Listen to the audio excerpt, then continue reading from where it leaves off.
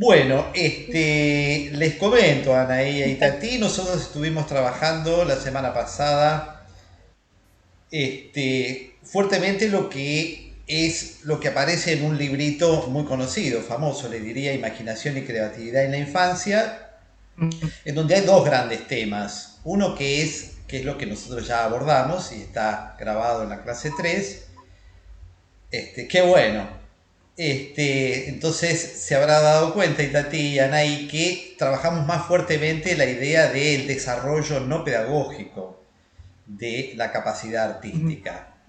Allí el ciclo o el círculo de la actividad creativa de la imaginación, la ley del desarrollo de la imaginación, todas cuestiones que plantean un desarrollo, no podríamos decir natural, porque justamente la naturaleza humana es cultural y eso implicaría una paradoja, ¿no? Una contradicción, pero sí el desarrollo de la actividad artística no pedagógica o no orientada sistemática, conscientemente hacia determinado punto, para darle algún contenido pedagógico, es la primera parte del libro y es lo que vimos. Y nos quedó toda esta parte que le interesa más a todos seguro y que Marcela de algún modo planteó al principio, que es la parte más pedagógica en términos de estrategias y de tácticas y de qué es lo que habría que hacer para que ese desarrollo se dé. Y en ese mismo librito, la gran parte de ese librito, después de haber explicado cómo es el arte en cada uno de los momentos del desarrollo, porque allí hay algo muy importante para nosotros y sobre todo para ustedes, que es que toda pedagogía de las artes supone una psicología evolutiva. O sea, supone unos momentos en los cuales el desarrollo responde a diferentes necesidades, por lo tanto el arte tiene que ver con diferentes necesidades y con diferentes capacidades y con diferentes dominios. Por lo tanto, el arte no es lo mismo en cada momento. Esta es una cuestión fundamental en donde muchos docentes se pierden en este punto, pero presenta Vygotsky también lo que podemos llamar, porque ya vamos a ir a eso en un momento, ¿no? La cuestión más evolutiva en cada momento pero presenta como una estrategia general, como un objetivo pedagógico principal, que es el desarrollo de la convicción. Que es algo raro, porque no mucha gente relaciona el problema de la convicción con el desarrollo artístico. Y esto es una sola pieza, está integrado a la idea del desarrollo artístico en la escuela para Vygotsky. Porque es el desarrollo de una actitud y de una concepción del mundo, y es el desarrollo de la emoción y del estado de ánimo, del entusiasmo, ¿no? Cosa que no siempre relacionamos con el campo de las artes. Pero en términos más técnicos, lo está pensando al desarrollo de la convicción como objetivo pedagógico principal, como una capacidad de comprender la realidad, de imaginarla idealmente mejorada, desarrollada en sus contradicciones, y la capacidad de transformarla en términos de la capacidad de plasmar un mundo mejor a partir de esto. O sea que es una extraña definición, me dirán ustedes, para la convicción. Pero quizás se aclara un poco en cómo está pensando, no solo en términos individuales, sino también en términos sociales e históricos. Porque dice muy claramente que la dirección del desarrollo escolar sigue la línea de la preparación hacia el futuro. O sea, sigue la línea de modificar bajo los designios humanos, en este caso la modificación socialista del hombre, como plantea Vygotsky, y esa es la línea de preparación para la transformación de la realidad de cara al futuro. Tiene una bonita frase hacia el final del libro, la anteúltima, creo que es la persona conquista el futuro mediante la imaginación creadora, la orientación hacia el mañana, la acción que se apoya y parte del futuro. Esa es la principal función de la imaginación. Fíjense qué interesante paradoja. El desarrollo de la imaginación en el presente parte en realidad y se apoya en el futuro. Está trabajando para el futuro, el presente del desarrollo de la imaginación creadora. Es un punto de vista bastante particular y que quizás entendamos mientras avanzamos. La semana pasada también Ismael y Marcela habían planteado un interés particular por esta cuestión evolutiva, sobre todo Ismael, que le da clase a niños de diferentes franjas etarias, y el problema de cómo ubicarse, cuál es el sentido del desarrollo artístico en cada uno.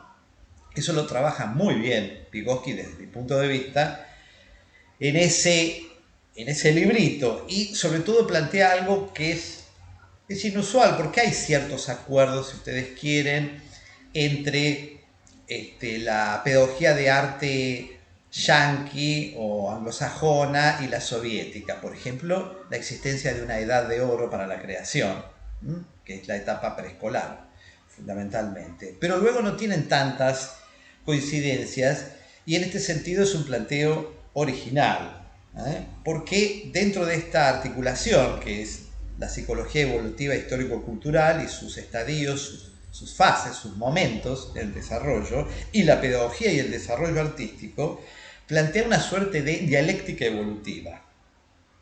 Como veremos enseguida, una secuencia del desarrollo de la imaginación creadora, que tiene un primer momento de expresión, de actividad combinatoria, que es esta edad de oro preescolar, y luego pasa por el desarrollo más técnico en la etapa escolar, en la edad escolar, para llegar a una síntesis en la adolescencia.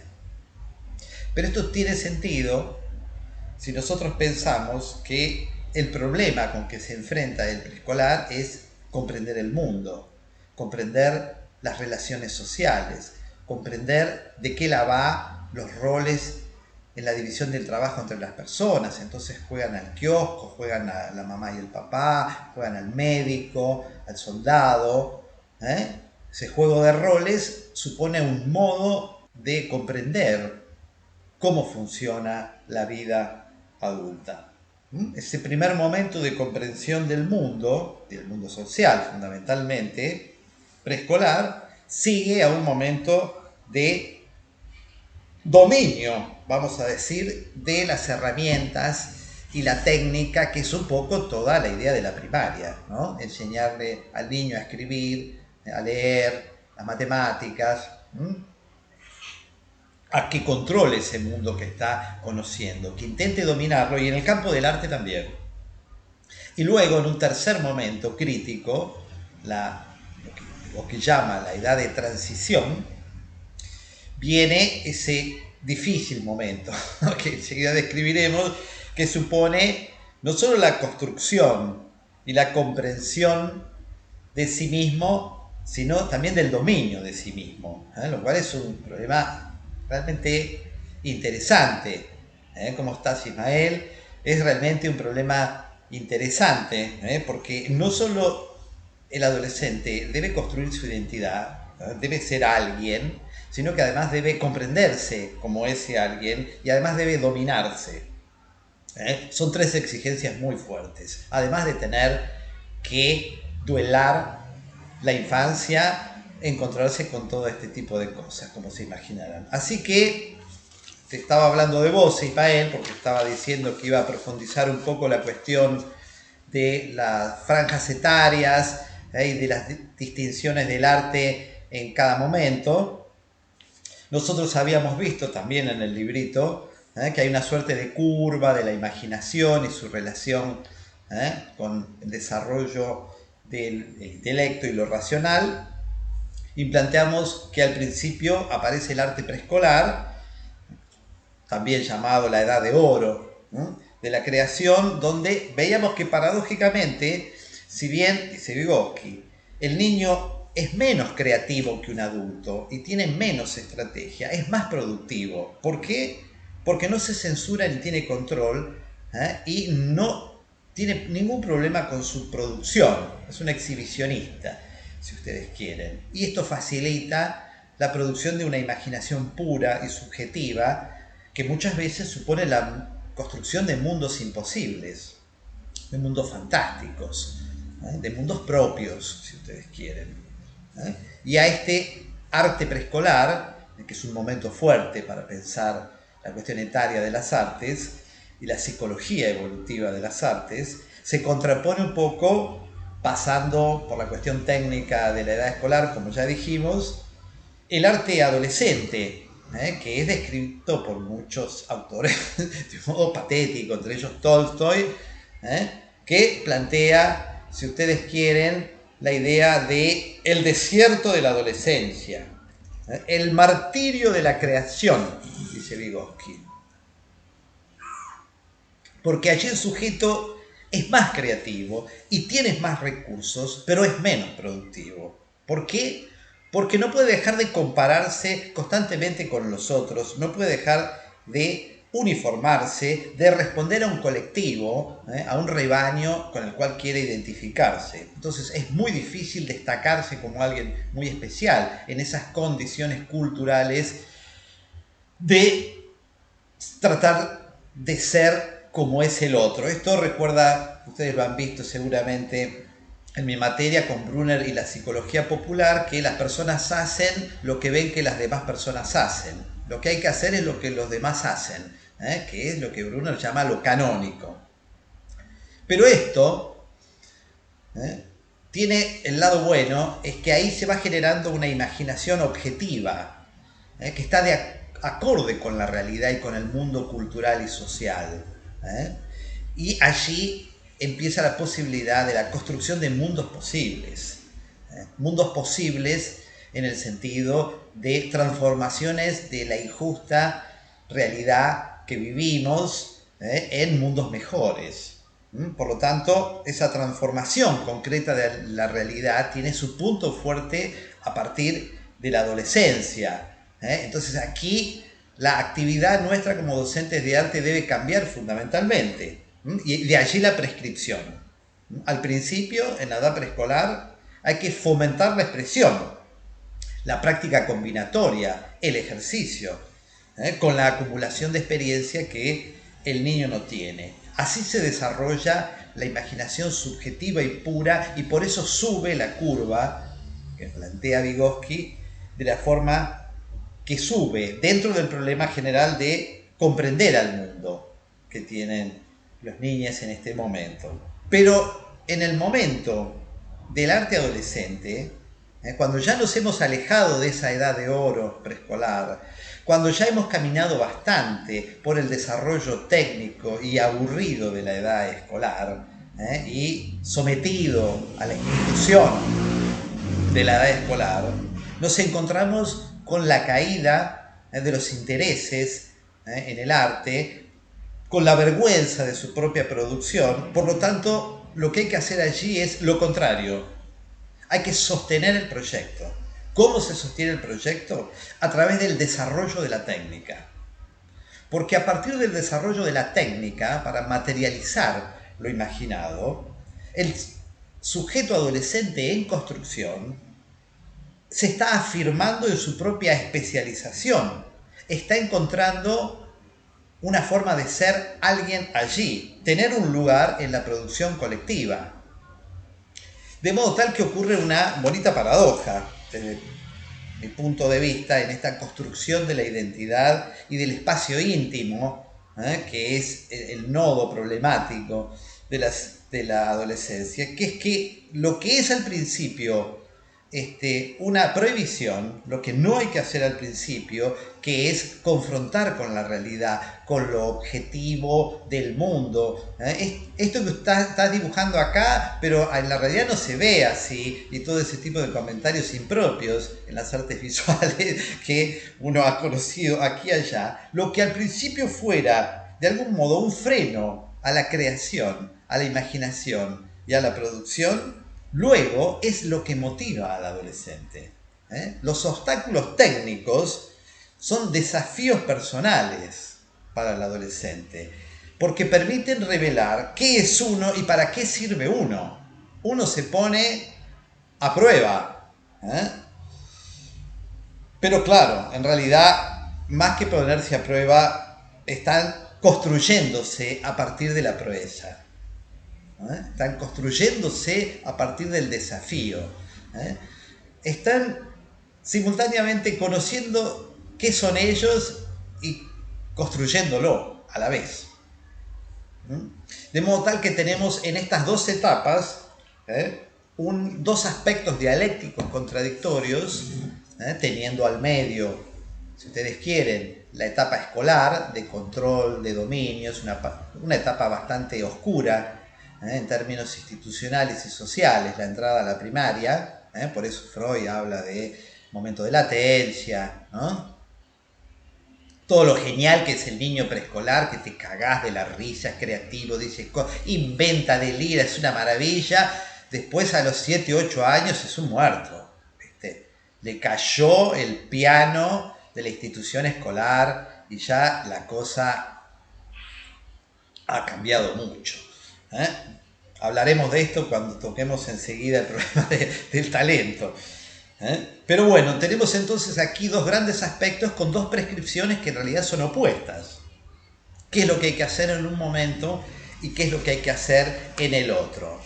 Y al medio entre estas dos, esta etapa oscura y medieval de la edad del arte infantil escolar y luego el arte adulto que ya, bueno, responde también a lo que es el producto de lo que se busca en la adolescencia, que es ser alguien allí, en este mundo y en relación a los demás, y allí empieza el arte profesional, vamos a decirle, que puede ser mirado de otro modo, más allá de las actividades artísticas en general, pero se distingue del arte adolescente porque se supone que uno ya cree que es algo o alguien y desde allí debe actuar y producir vivencias estéticas, y no es que esto en términos generales, digo, no es que se está construyendo y conociendo su mundo íntimo de la nada. Se supone que pasada la adolescencia tardía, 28, 30 años, ya podríamos empezar a pensar en que desde ese punto, desde esa base, se genera una nueva etapa etaria para el arte. Si tienen alguna cuestión que quieran plantear al respecto de esta cuestión de los momentos, de la psicología evolutiva y de las prescripciones pedagógicas en cada momento, este es un buen momento para hacerlo.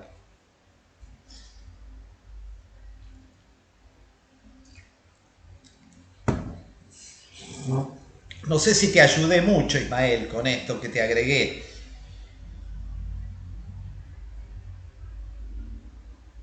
Sí, sí, me aclaraste algunas cosas también. Eh, y esto de que también la imaginación tiene que ver con la cantidad de vivencias que ha tenido la persona. Mientras más vivencia, más se enriquece la imaginación. Eso me resultó interesante, ¿no? Sí, igual es un arma de doble filo, Ismael, porque tenemos dos componentes, que es la acumulación de experiencias, el material a disposición, los insumos, y por lo tanto decimos que una vida simple no genera tanta contradicción y por lo tanto tanta producción artística que una vida muy compleja, como la de Roger Waters, ponele. Eso está por un lado, la cantidad de material para la actividad combinatoria. Pero por el otro lado está la actividad combinatoria, que es la otra variable. Porque podría ocurrir una cuestión minimalista, si tú quieres, que un sujeto con menos experiencia y menos elementos genere productos mucho más complejos, sofisticados y poderosos a base de combinatoria y no de insumos de partida. Entonces es una ecuación de doble incógnita, digamos. Necesita acumulación de experiencia, ese primer momento preescolar, pero por otro lado práctica de las leyes de composición y de la combinatoria para tener los dos factores. Pero aún así es como vos decís. Digamos que la falta de experiencia la podrías suplir en algún punto con una capacidad combinatoria superlativa, pero siempre te va a convenir tener más experiencia. Por eso está esa idea, un poco pasada de moda ya, pero que se sigue haciendo, de llevar los niños a los museos de arte a ver obras de arte. Quizás en adolescentes, digo, nada sistematizado voy a decir, pero en general no es lo que abunda la enseñanza más técnica, excepto en espacios muy, muy específicos. Digo, la otra vez que habíamos hablado del IVA, por ejemplo, lo que es la enseñanza en adolescentes, en general no hay un desarrollo técnico, y muchas veces lo que sucede es eso, digamos, hay como un desfasaje entre pibes que tienen un caudal de vivencia muy, muy grande y pibes que por ahí no. Y me parece que ahí bueno, por lo menos a mí me interesa esa línea donde si no hay técnica, después no termina habiendo producción. O sea, termina siendo una cuestión medio innatista, aunque haya buenas intenciones, digamos. Es que esa es la huella que dejó el expresivismo, que estuvimos trabajando también la semana pasada. Esa es la huella que dejó el expresivismo de Herbert Reed, el liberalismo, el piagetismo malentendido, el espontaneísmo y el innatismo. Exactamente. Creer que se trata de expresar cosas para afuera porque ya está todo adentro. Esa es la mitad del problema. Claro, el problema es la otra mitad y luego la relación. Es más complejo de lo que parece, porque además todo eso debe estar situado respecto de ciertos, como veremos enseguida, de ciertos problemas locales y relevantes del sujeto, no en sí mismo y en general. El arte por el arte mismo, por la producción, no tiene sentido si no es respecto de un drama personal o social que uno está viviendo, como vimos un poco también la semana pasada.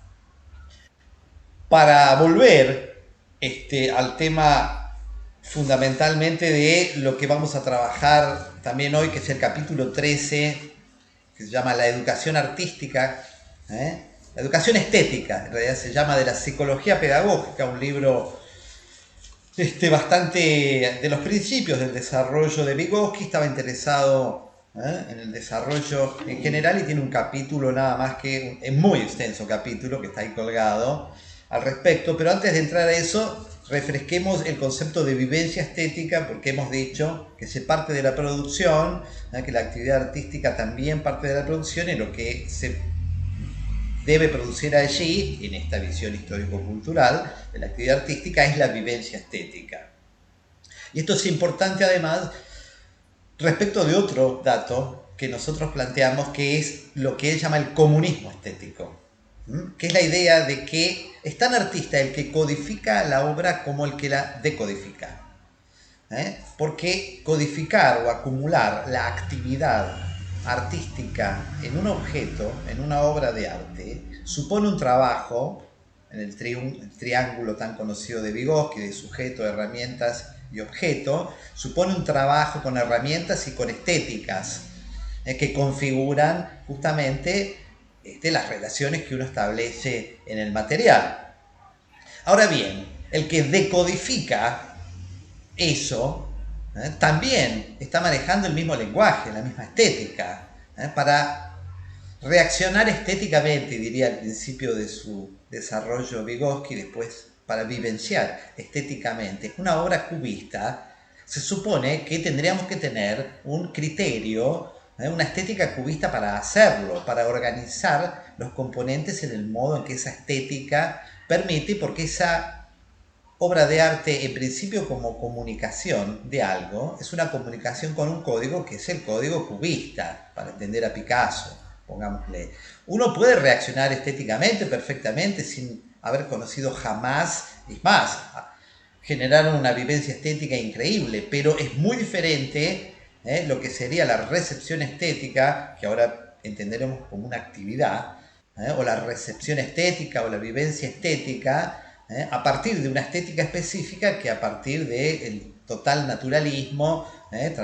Traemos un Yanomami a que nos hable sobre el cubismo en Picasso. No es lo mismo que un historiador de arte que le interesa, un comentarista, un crítico que ha desarrollado, qué tipo de leyes de composición se estilan en ese tipo de arte. El caso es completamente diferente. Pero igualmente,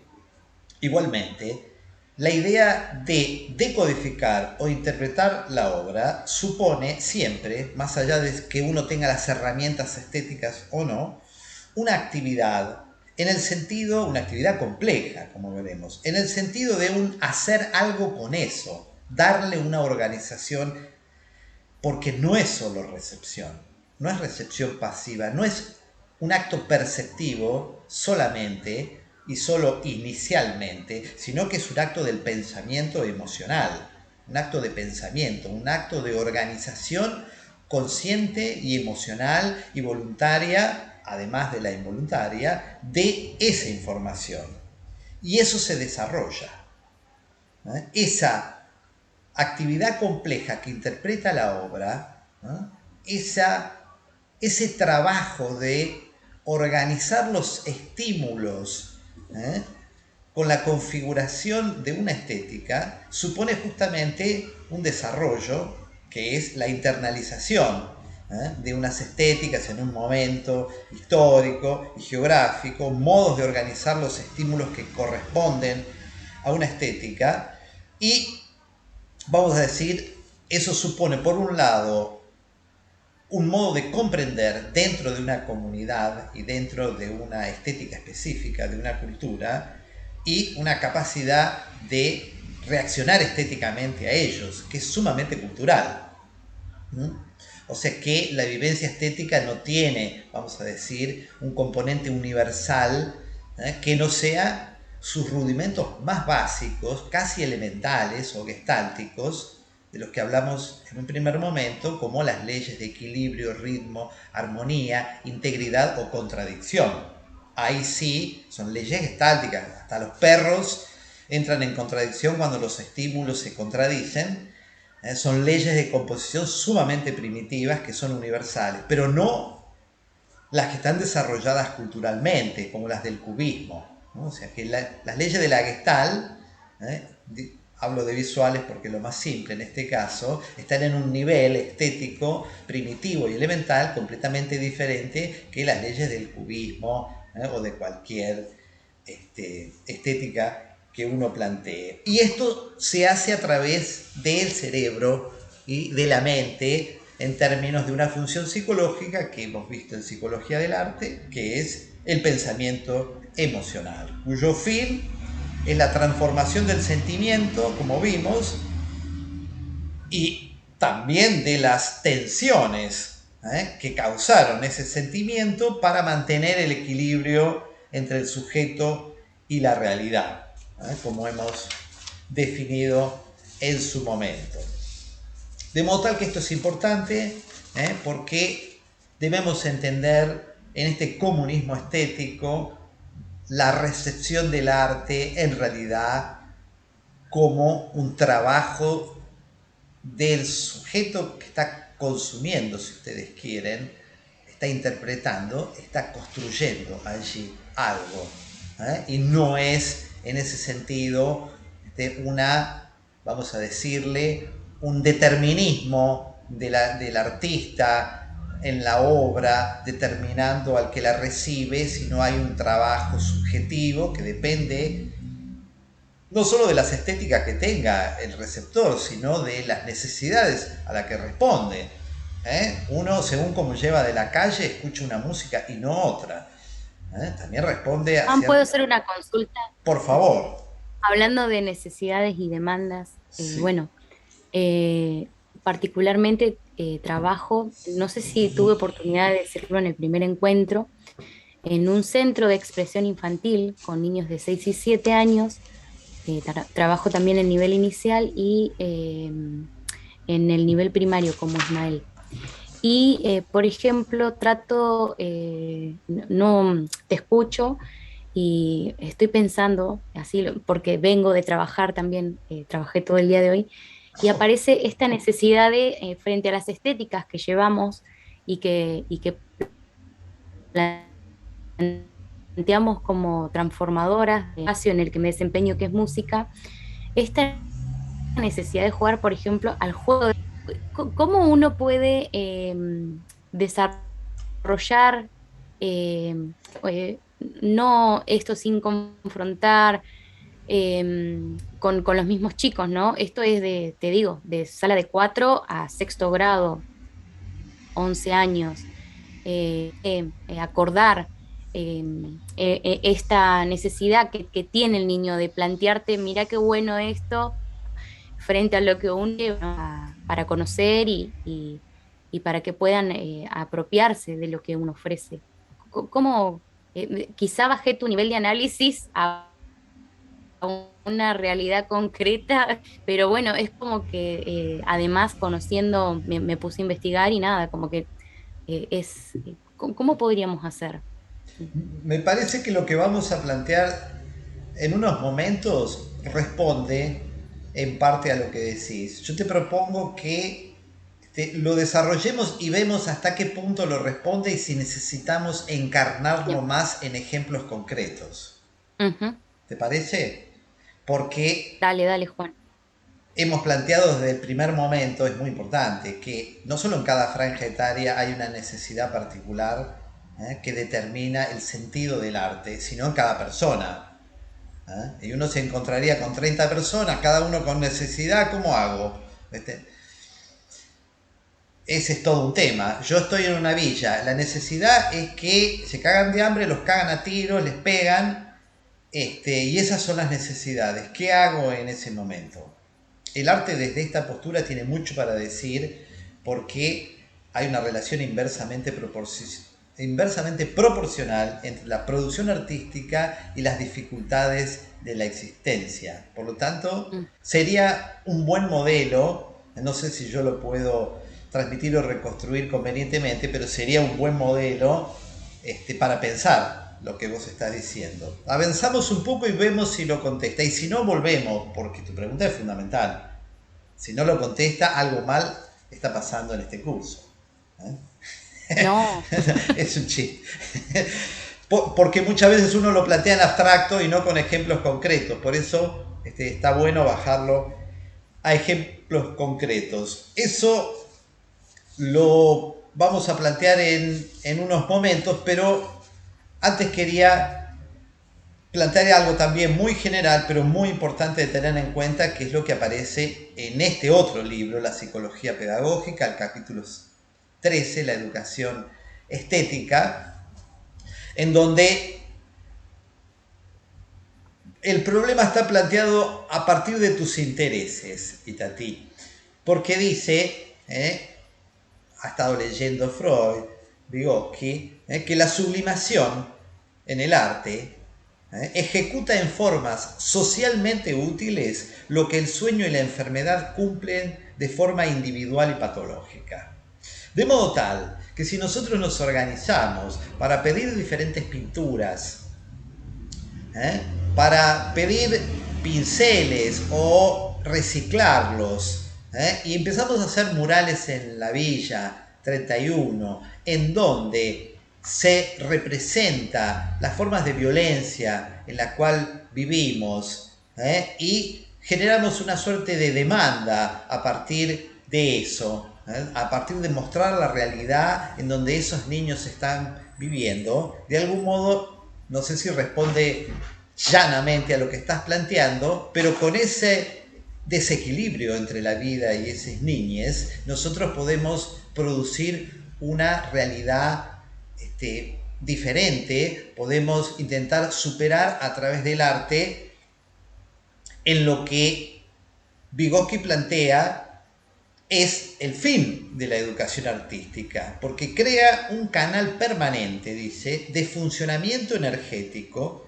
que desvía o deriva la presión inconsciente de vivir en una villa y que te caguen a palos fundamentalmente y cagarte de hambre, hacia necesidades útiles para mantener ese equilibrio entre uno y la realidad, como un modo de superarlo, no como un modo nomás de expresarlo y de reproducirlo, sino buscarle una realidad estéticamente superadora, una visión que ponga esa vida y esa existencia desde una perspectiva diferente, desde un enfoque diferente. En la medida, por ejemplo, que está causando y de algún modo determinando la producción artística.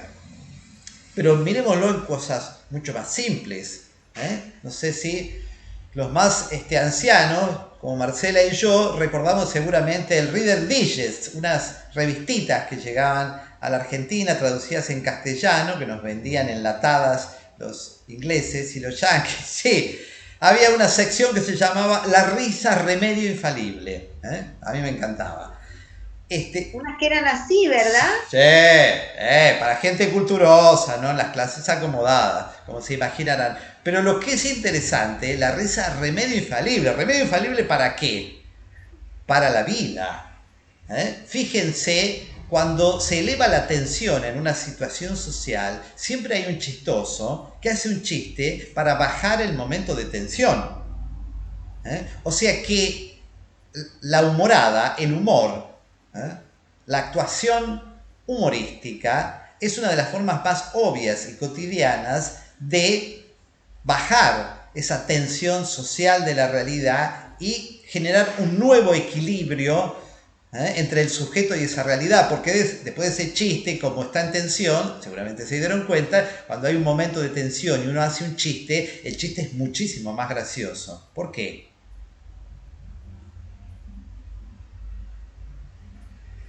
Exacto, porque el cuerpo suelta exacto, eso que tiene acumulado y agarrado en tensión, claro. Porque está contenida una cantidad, reprimida una cantidad de energía por la situación social y encuentra ahí un canal permanente de funcionamiento energético, como dice. Por eso caen tan bien a veces y tan mal otras los chistosos, porque resuelven una situación de gran incomodidad o de gran bochorno. Bien, en ese sentido entonces, ¿cuál sería? Se pregunta, estamos hablando de una obra de 1925, una de sus primeras obras, apenas después y mientras su tesis de doctorado de Psicología del Arte. ¿Cuál es el objetivo de la educación artística casi antes de haber desarrollado la parte más importante de su obra, pero ya está como semilla en él? Insertar, todavía tiene una visión conductista, porque no se ha transformado todavía en histórico-cultural la psicología soviética, insertar las reacciones estéticas en la propia vida. Yo les hablé, creo, no lo sé, díganme en todo caso, de Skinner en algún momento, creo que en la primera clase, que supone interpretar la función del arte en la vida en su relación con la vida. Si sirve para la vida o si está separada de la vida, como el arte moderno, medieval, elitista, como un mundo diferente en donde uno se refugia de la vida cruel. En vez de tratar de transformarla, se refugia en el mundo del arte para no sufrir. La huida al mundo de las artes. Aquí es todo lo contrario. Y en ese sentido decimos que Vygotsky nos habla desde el futuro.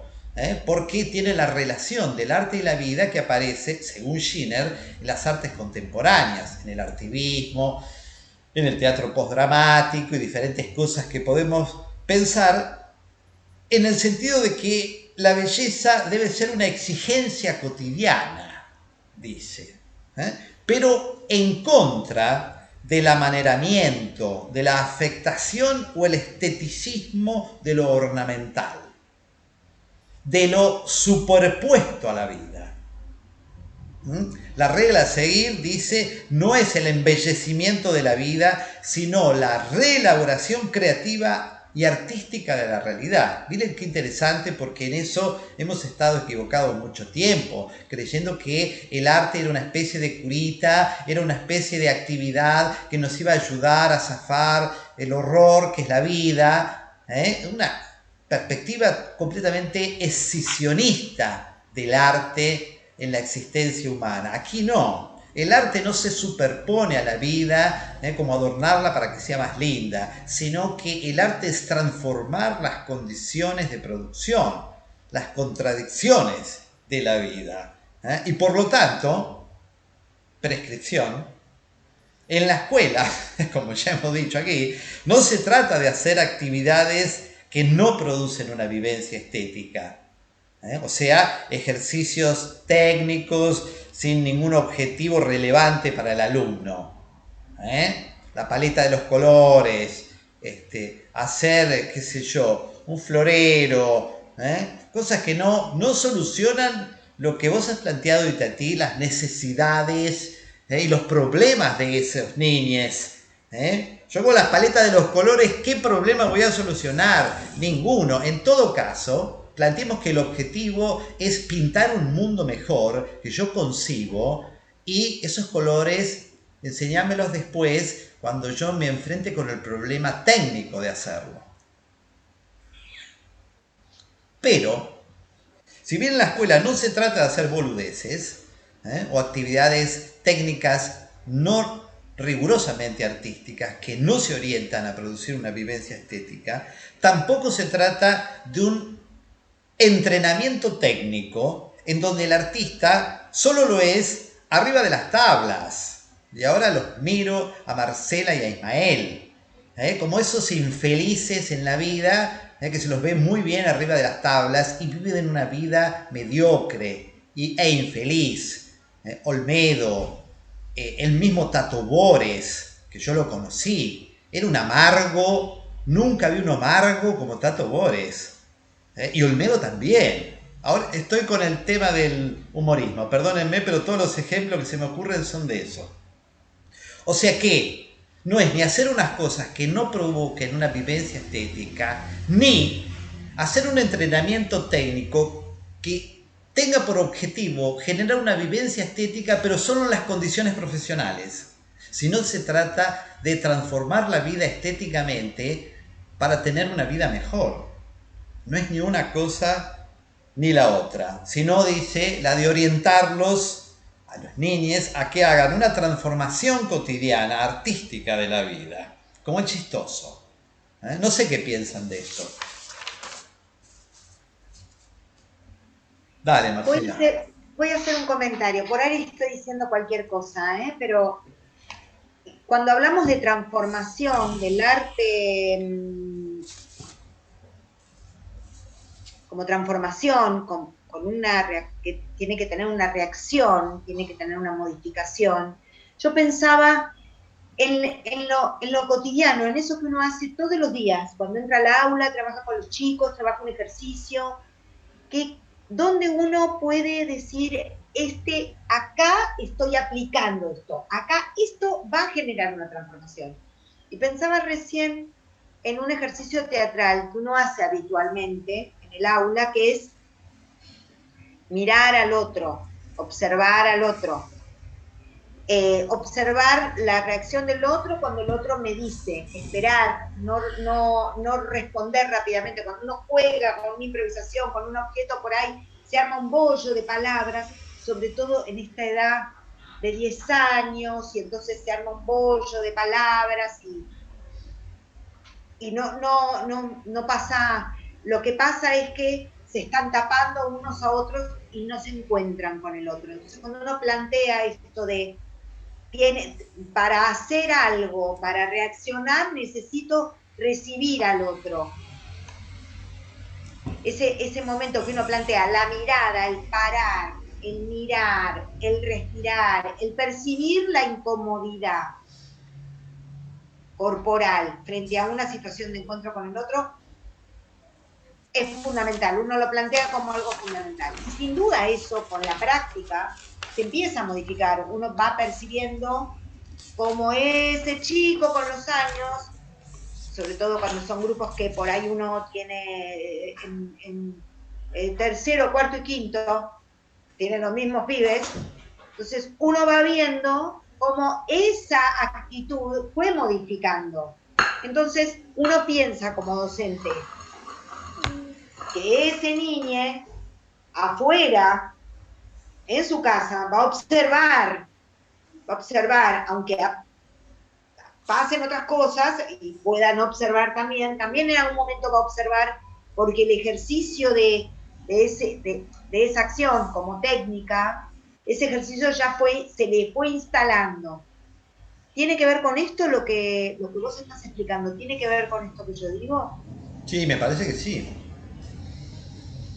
Sí, sí, sí. Es un problema muy complejo, tiene muchas aristas.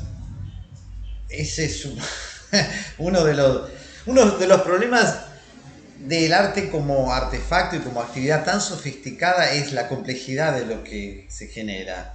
Al ser tan, quizás el artefacto más sofisticado de lo humano, ¿no? Ningún animal ha llegado a algo así. Quizás al lenguaje, pero no a esto.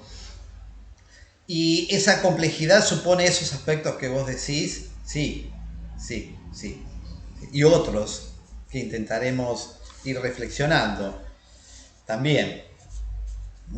Bueno, les planteé un poco como donde aparecen cuestiones más textuales de las prescripciones y de los objetivos pedagógicos. Y ahora, respondiendo un poco también a lo de Itatí, debiéramos pensar una perspectiva general más allá de los diferentes momentos de la obra, sino una síntesis de todo lo que está proponiendo. Si nos queda un poco de tiempo, discutimos más de lo que plantea Itatí y también podemos hablar del problema del talento y del desarrollo del talento, que es un tema muy interesante también.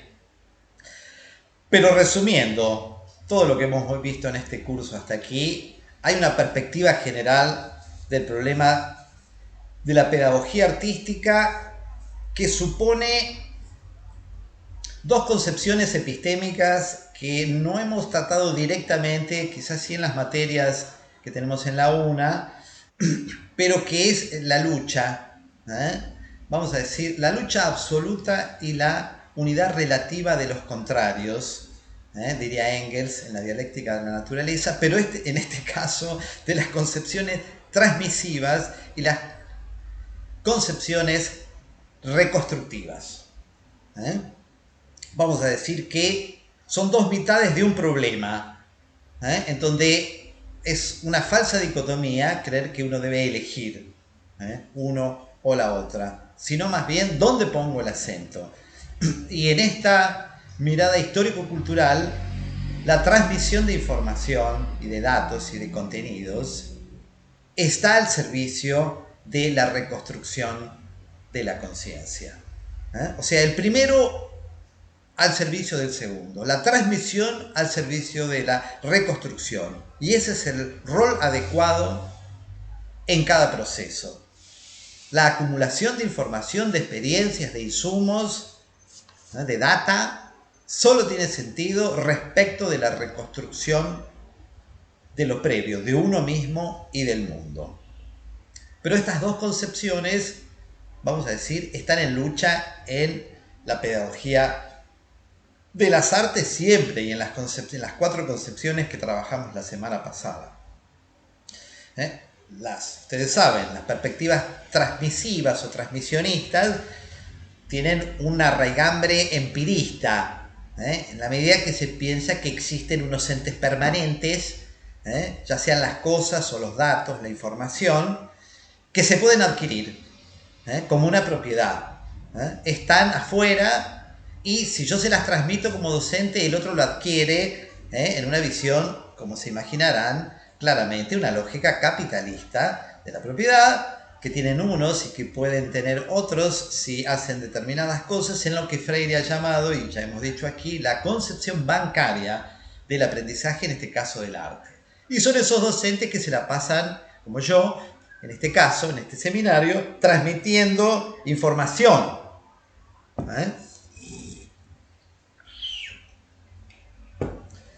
La honestidad ante todo, Ismael. Sin embargo, digo, porque Ismael sabe, en las clases hacemos otras cosas. Jugamos entre todos y reconstruimos nuestras concepciones, pero un seminario tan corto así para presentar el ambicioso tema del enfoque cultural, bueno, tiene este tipo de precios, diría yo. Quizás debiera haber hecho un recorte más pequeño para que haya más reconstrucción conjunta, pero ya estamos lanzados y terminándolo. En cambio, en la perspectiva reconstructivista o constructivista no se trata de entes permanentes, sino que se trata de devenir, de procesos y de transformaciones.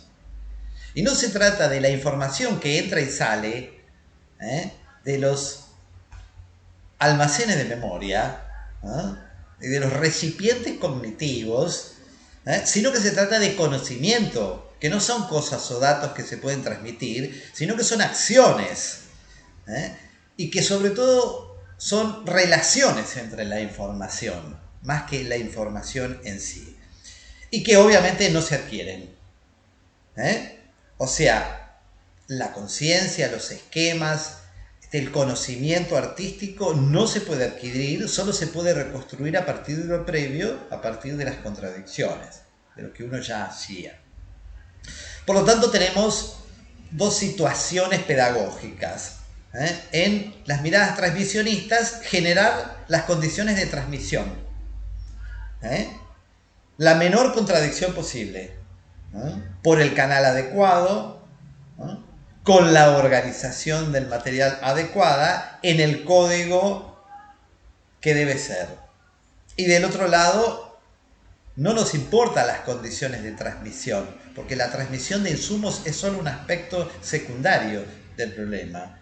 Lo que necesitamos son condiciones de producción, un escenario dispuesto para el protagonismo del sujeto de las artes, que es el que hace, no el que recibe información. Es el que reestructura su conocimiento a partir de abordar un problema. Y este es el punto fundamental de toda pedagogía de las artes constructivista para la corriente histórico-cultural. Que las condiciones de producción es la generación de un escenario, de una escenografía y de un guión dispuesto para el protagonismo de los aprendices, de los sujetos de las artes, pero que conlleva en sí, como no podía ser en una perspectiva de otro modo, en una perspectiva marxista, una contradicción relevante para el sujeto o el grupo. O sea, y esto es la primera gran prescripción, que es partir de un problema. No hay otro modo de pensar el desarrollo de nada, de un planteo constructivista, sea en el arte o en lo que sea, que no sea a partir de un problema. Solo que en este caso es un problema artístico-estético. Por ejemplo, debo hacer un ensamble, porque yo tengo un grupo de amigos y que los quiero y si no me siento solo, y ¿cómo los puedo enganchar para obtener consistencia en ser y que me quieran y me reconozcan y ser alguien importante en la vida de esa banda? Tengo que hacer un ensamble que a todos les encanten. O sea que, sí, yo estoy haciendo música y todo, pero responde a una necesidad existencial de la persona, siempre. O un arreglo. Voy a hacer un arreglo. Primero porque me pagan por estos arreglos, como todos los músicos, seguramente Itatí lo tendrá más claro. Tengo que hacer un arreglito de uno que compuso más o menos un tema, pero yo se lo arreglo y le doy una onda, le doy un touch de creatividad, y con eso me gano la vida, o sea que tiene un fin ulterior. O bien, el problema es el stand-up político que estoy haciendo. Ismael y Marcela ya me conocen, yo hago stand-up vigosquiano, político vigosquiano. El stand-up político también se presenta como un problema. Yo debo hacer reír a la gente y además quiero convencerlos ideológicamente de algo. Están las dos cosas. Uno jajaja, se ríe, salsa criolla, se caga de la risa, daddy brieva, pero cada uno te está mandando ahí una concepción del mundo y de la vida y lo que uno debiera entender y comprender y cómo debiera ser la vida a través de las artes. Y esa es, hasta en el stand-up político está el artivismo. El artivismo, un uso del arte para algo. De modo tal que el desarrollo artístico, pensado así a partir de un problema como prescripción pedagógica fundamental supone el desarrollo de la acción, de el hacer cosas, obras, para generar una vivencia estética en nosotros y en uno mismo, en general y casi siempre aún inconsciente y sin darse cuenta, con un fin ulterior. Y aquí el objetivo pedagógico es el desarrollo del sujeto, si ustedes quieren, en esta primera versión como taumaturgo, ¿no? Como hacedor.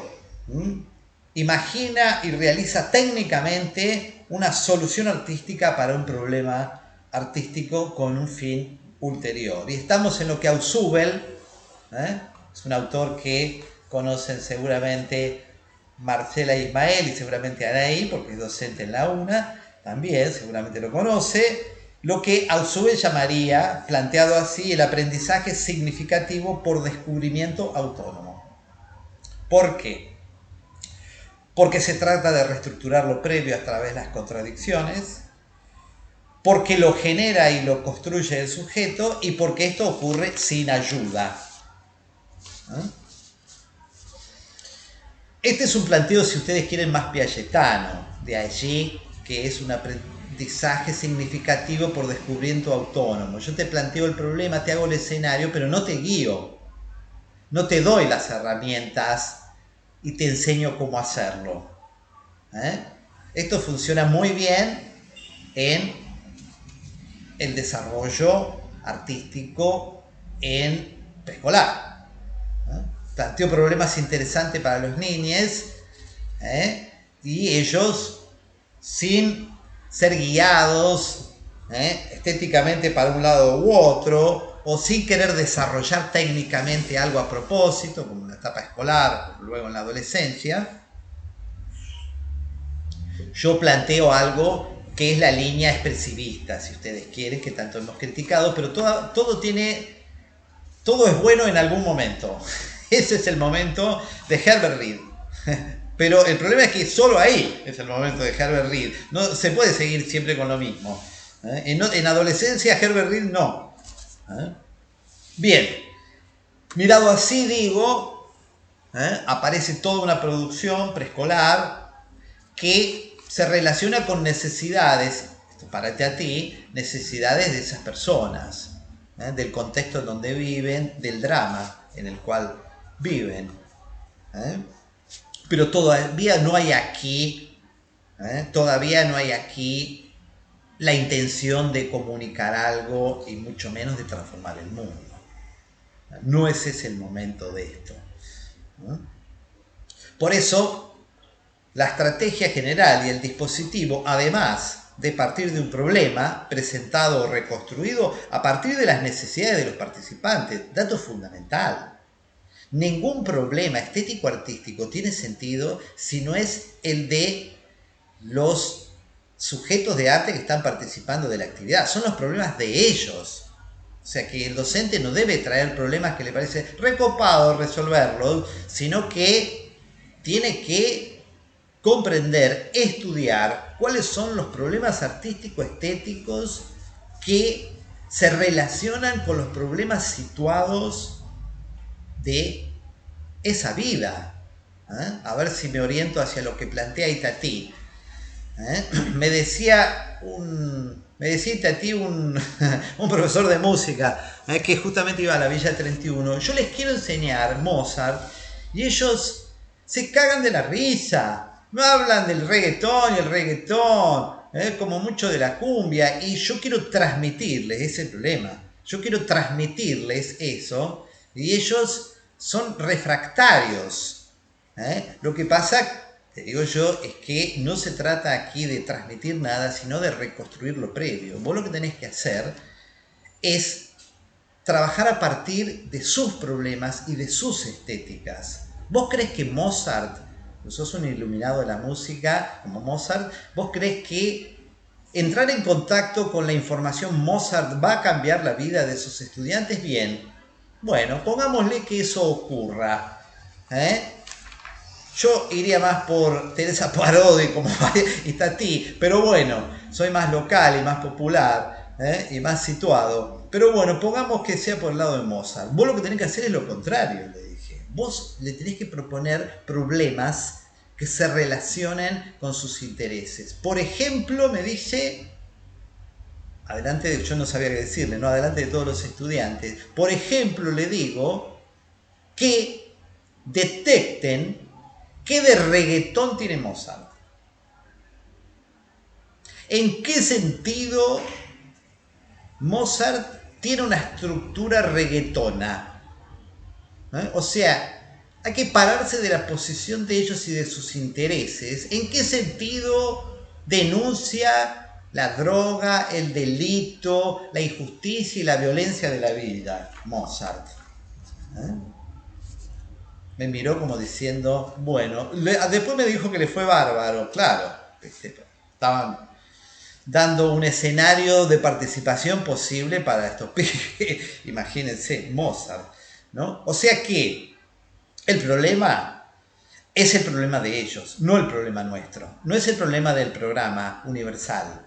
Esos son las grandes líneas. Son los problemas situados y concretos de ellos. ¿Cómo no ser apretados por la mafia de la villa? ¿Cómo conseguir comida a través de producir arte? ¿Cómo enamorar al muchacho que quieren enamorar a través de sus canciones? No importa, pero son sus intereses. Eso es lo único que puede reconstruirse y que tiene sentido para ellos. Bien. ¿Puedo hacer un aporte cortito, Dale. muy cortito? Hace unos años atrás vi un trabajo de un profesor que estaba dando clases en un penal y pusieron Macbeth, ¿no? O sea, asesinatos y traiciones y una maravilla lo que hicieron, una maravilla, fuerte, muy fuerte también, ¿no? Pero aparecían ellos. Sí, sí, hay que usar el pensamiento analógico y metafórico. Digo, porque la situación histórica y política, ¿no? Me gusta la versión de Paca Paca de Macbeth. Infernal. Igual que la visión de Crimen y Castigo de Dostoyevsky de Paca Paca. Es una cosa impresionante. Qué buena adaptación. Es algo parecido a lo que vos me planteás. Respecto de los intereses de... Y no estoy haciendo aquí apología kirchnerista de ningún tipo, porque todos saben que soy marxista, así que abro el paraguas por si acaso. Bueno. No, pero es interesante lo que planteás. Paca Paca tiene material interesante. Mi hijo aprendió historia con Paca Paca. Ni que hablar. Está muy bien adaptado. Muy bien adaptado a los intereses y a la estética de las personas. Y a los problemas de las personas. Bien, entonces tenemos la primera prescripción, el problema como punto inicial, y después tenemos tres otros principios fundamentales. El principio de colectividad y de compensación, que aparecen en realidad en la defectología de Vygotsky. Y un principio muy interesante de toda, vamos a decir, la liturgia marxista, que es el final desde el principio. Suena así. El final desde el principio. El principio de la colectividad, ya lo conocen, es el principio de que la unidad de análisis es el colectivo, el grupo, la actividad conjunta. Está en Marx, está en Vygotsky, a partir de la producción de los individuos socialmente determinada. La actividad conjunta, el trabajo. O sea, esta idea de que lo que se desarrolla está en una unidad de análisis que no es el individuo. Entonces, mal hará uno en enfocar el foco individual como prisma de su perspectiva, sino que debe agrandarla a el grupo. Puede ser el grupo áulico, el grupo taller, y el sujeto allí solo es un aspecto secundario, es un aspecto, es un destilado de la actividad, como dice Ángel Rivière. Ese es el segundo principio, que es como el principio marxista, vamos a decirle. El principio de la compensación es muy interesante, es propio de la defectología, de la psicología diferencial de Vygotsky, pero él lo plantea también en el campo del arte. Es el desarrollo de una vía colateral. Es un principio en el cual el desarrollo cultural se da por el rodeo de un obstáculo, por la superación de un obstáculo, por la transformación de una limitación. Y como ejemplo, un ejemplo de Vygotsky, no es mío, el ejemplo de un ciego que va a la facultad, a la universidad, como yo he conocido. El ciego ve y estudia, pero no lo hace con los ojos, lo hace con las manos, con los dedos, con la yema de los dedos. O sea que la información de los textos entran a sus almacenes de memoria a través de una vía colateral que no es la vista. Luego podría ser también el sonido, si graba las clases. Entonces, la idea de la compensación, la idea del desarrollo colateral, por otro lado de lo mismo, es algo fundamental. Y el tercero, el principio, el final desde el principio. Y para esto tengo un algoritmo que es el que decanta de toda la obra vygotskiana, que cómo debiera ser la enseñanza de una actividad o una técnica cualquiera. El final desde el principio. La colectividad de la actividad y la compensación de las acciones, partiendo de un problema. Tenemos las 4 prescripciones. Lo primero, un objetivo relevante. Situarlo, reconstruirlo.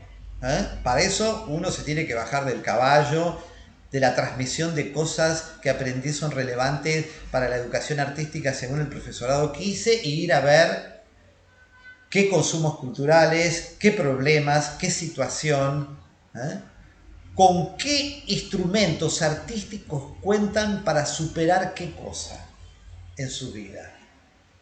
O sea, todo lo contrario de la transmisión. Debo descubrir sus problemas y sus herramientas y sus insumos para superarlos y tratar de coordinar y poner en contacto esas dos cosas. Lo que les sucede en la villa y cómo usan el reggaetón y cómo podrían usarlo, o la pintura mural. Bueno, primera etapa, un objetivo relevante que debe ser claro para todos. Esto para cualquier franja etaria, ¿no? Luego la explicitación de la actividad, o de la técnica, según en qué unidad, más que unidad, en qué recorte de la actividad uno esté trabajando. Esta, por ejemplo, un acorio.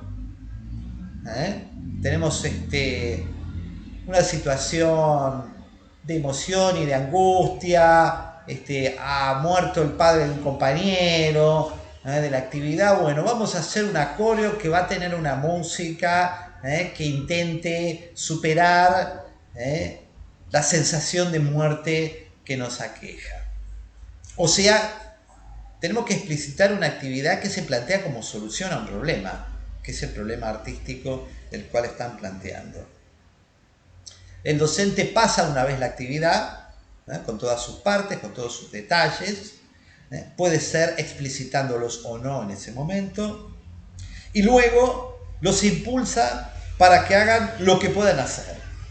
Es el momento de la participación, que siempre también, tratándose del principio de colectividad, está estructurado como la participación de todos. O sea, los impulsa a hacer lo que puedan hacer, lo que comprendieron, lo que pueden imitar, lo que pueden dominar. Ya hemos dicho aquí que la imitación es la vía fundamental del desarrollo cultural, también en el arte. Entonces los aprendices miran lo que hace el docente e intentan imitar.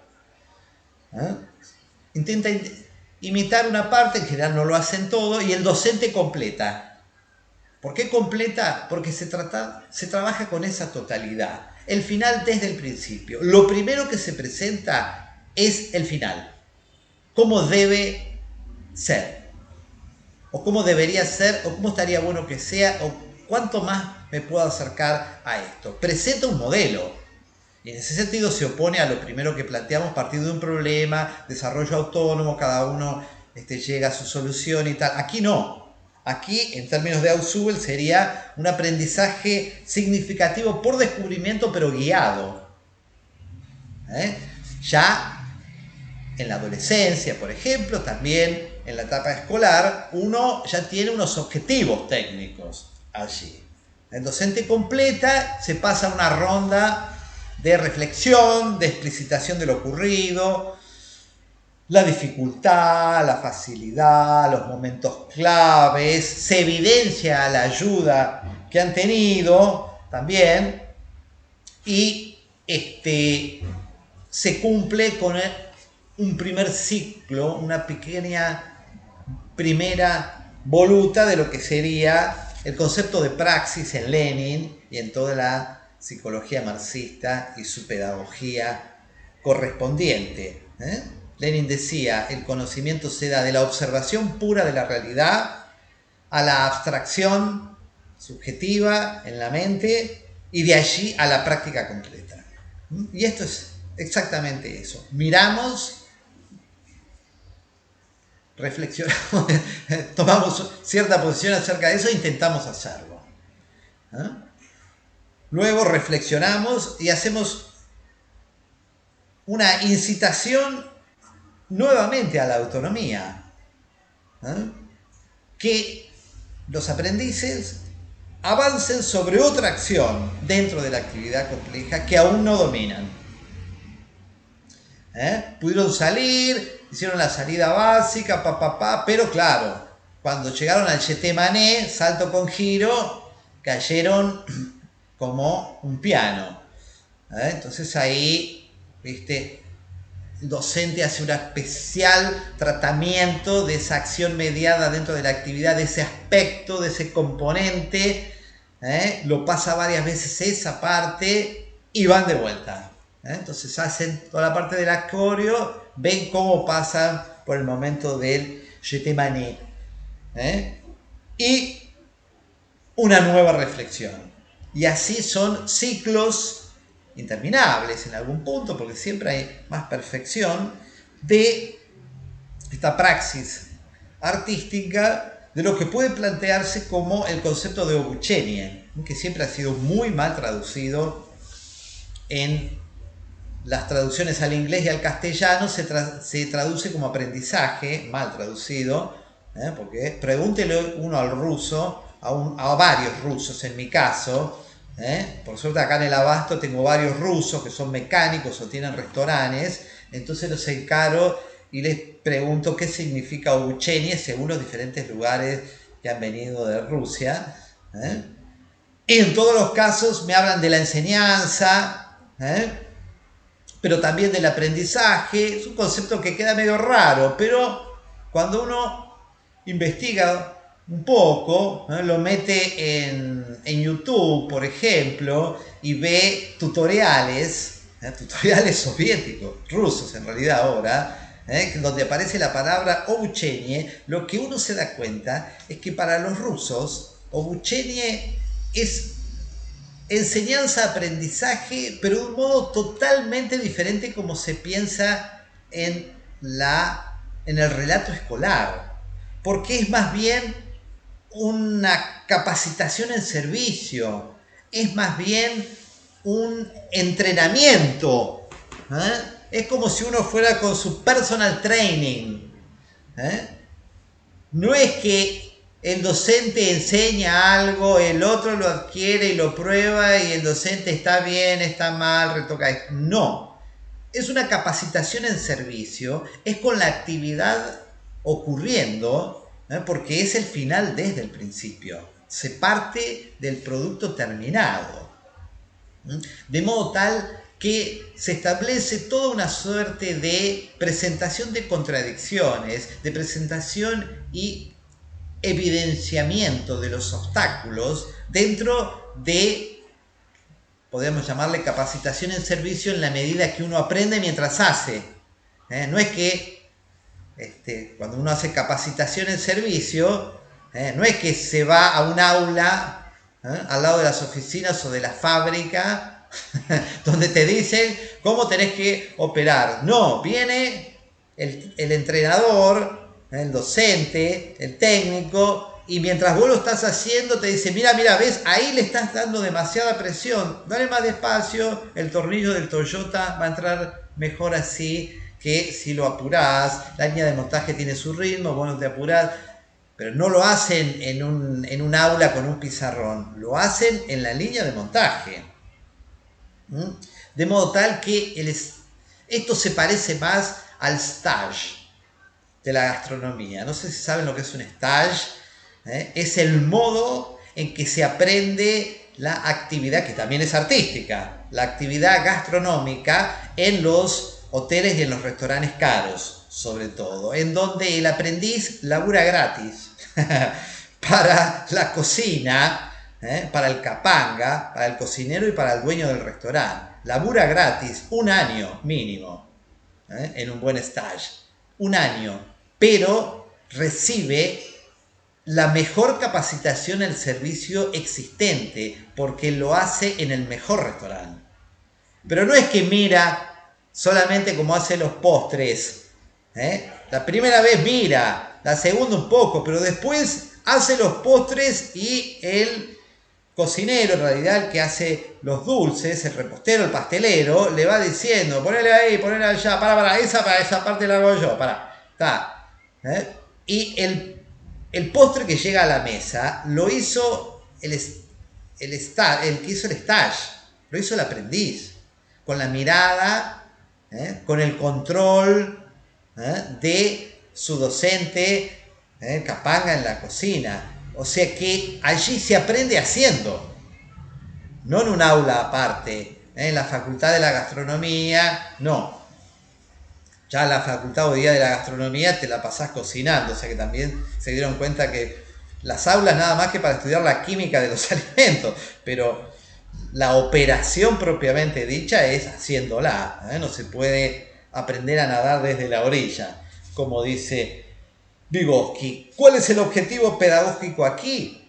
Pues la autonomía progresiva en el dominio de una técnica o de una actividad concreta.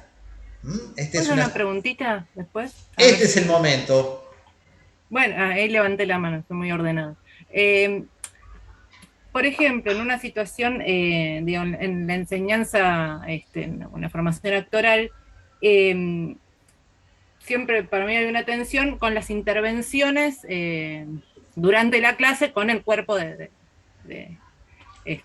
estudiante, o sea, mientras está actuando, ¿no? Bueno, yo vengo de una formación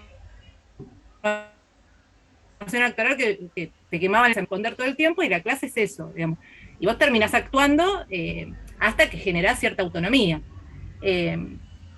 Para mí funciona eso, o sea, porque termina teniendo una autonomía actoral, pero muchas veces genera esa tensión en el sentido de que pareciera que hay un momento en el que el maestro está actuando al mismo tiempo que el estudiante. Y bueno,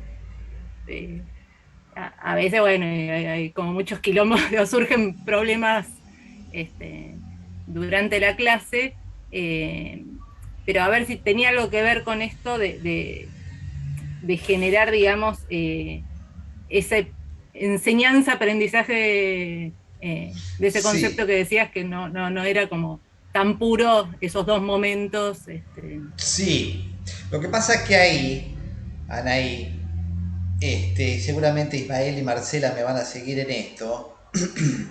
Yo vengo también de una familia dramatúrgica, así que este tema me interesa mucho. Ahí está el problema de la disponibilidad. O sea que todo está jugado en la disponibilidad y el único entrenamiento que se busca allí es la disponibilidad. Que la persona sea tan maleable y que pueda cambiar de un momento a otro y que bueno, ahora entras y llorás. En ese sentido, es una capacitación de servicio, siempre y cuando estén adentro de una escena que tiene una totalidad. Por ejemplo, están ensayando algo.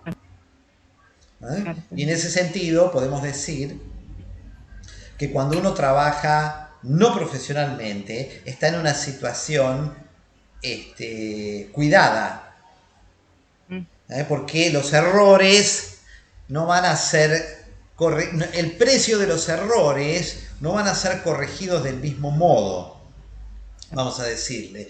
Pero ese es un tema, sí, fundamental. ¿Cuáles son, vamos a decir, cuáles son los límites entre la disponibilidad y lo que he llamado aquí la dramaturgia actoral?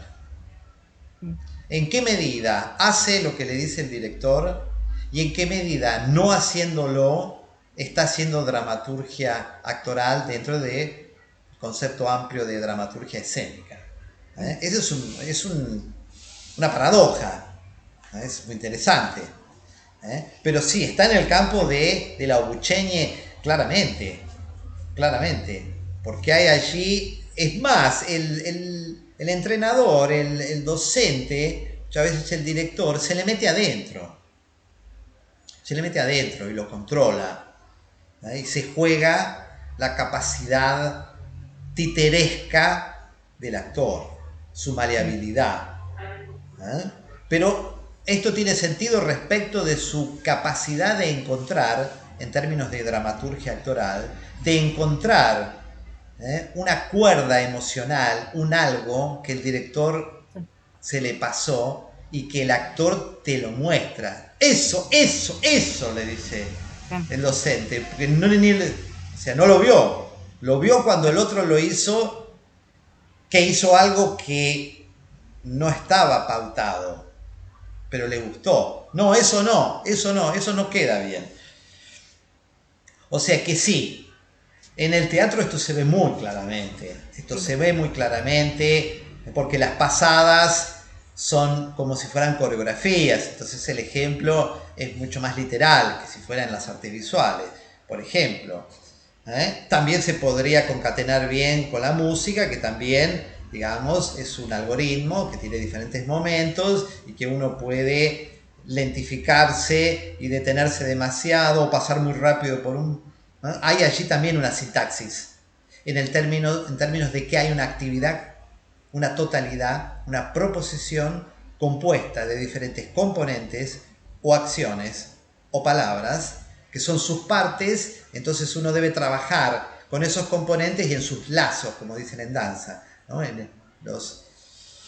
Enlazar los diferentes pasos. En la danza esto se ve muy claramente, además, porque están totalmente inventados los pasos, pero no los enlaces. Entonces vamos a decir que la coreografía de la bailarina se ve en los enlaces y no en los pasos. Porque los pasos lo tenés que hacer muy como te dicen, pero el enlace se abre allí una suerte de espacio sináptico, si ustedes quieren, en donde uno puede meter lo de uno y ser creativo. No sé si hasta aquí voy respondiendo algo de lo que me planteaste, Itatí, o debemos reconducir a cosas más concretas.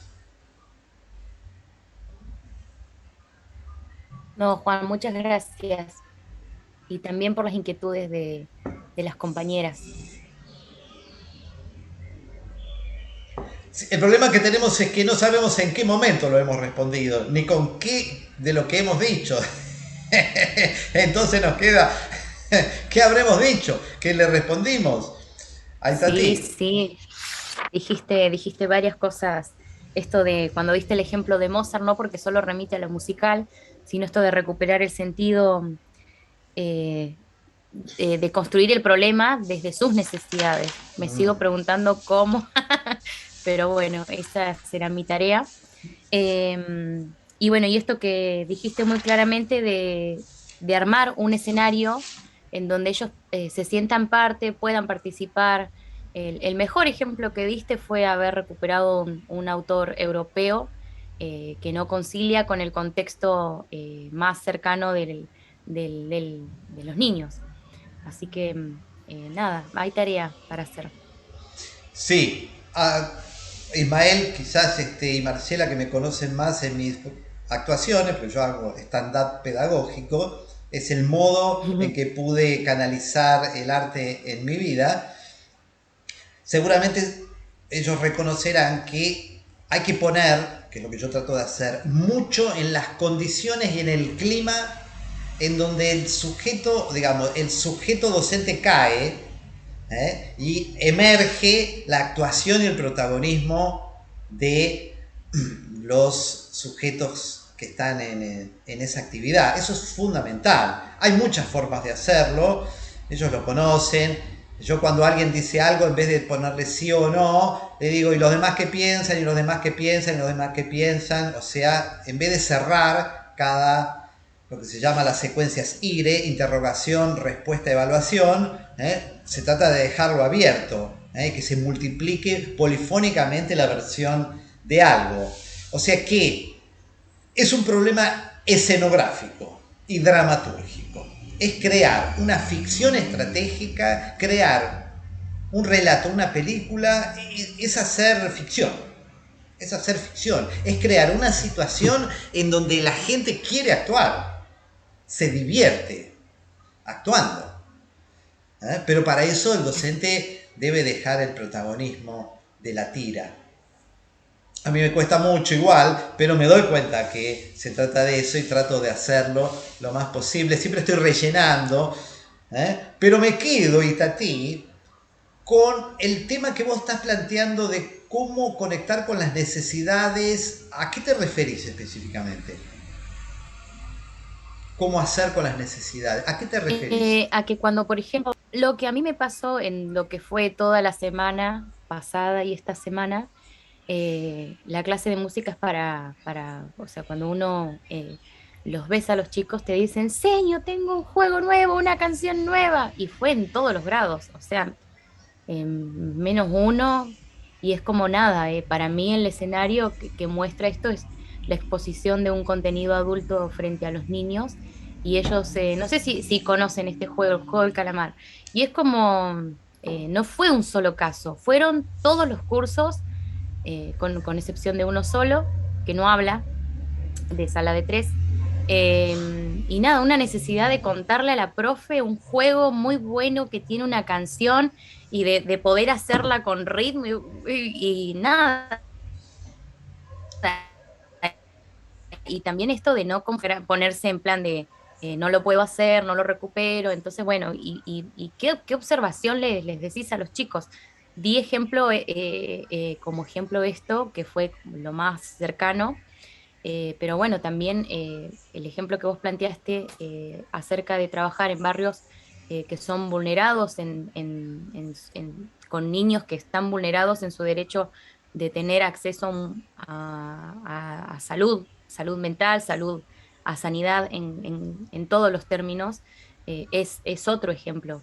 Pero bueno, es como eh, fue un exceso de querer hacer este juego y la necesidad de compartirse al adulto nada, que es re divertido y que ellos te lo comparten con nada, con intención de jugarlo con el profe, una cosa así.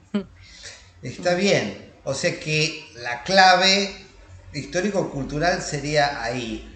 ¿Cómo recuperar un interés intrínseco y social, cultural, ¿eh? para ponerlo al servicio de sus necesidades, que no son justamente el carácter depredatorio de ese juego, sino que Claro. ese juego debe ser utilizado, en todo caso, para demostrar la alienación a un mundo injusto que dificulta la transformación del mundo. O sea que debe ser recuperado artísticamente para ir hacia donde nosotros queremos ir. O sea, no debemos replicarlo, por decirlo de algún modo, Mm. sino que tenemos que retomarlo para superarlo, como la muerte. Recuperamos la muerte para celebrar la vida, como el ejemplo del jazz que pusimos. En ese sentido, es una dificultad de índole más bien psicológico-pedagógica, Itatí, porque evidentemente es muy difícil tener las herramientas profesionales para descular ahí la cuestión psicológica, del desarrollo psicológico y no solo pedagógico artístico.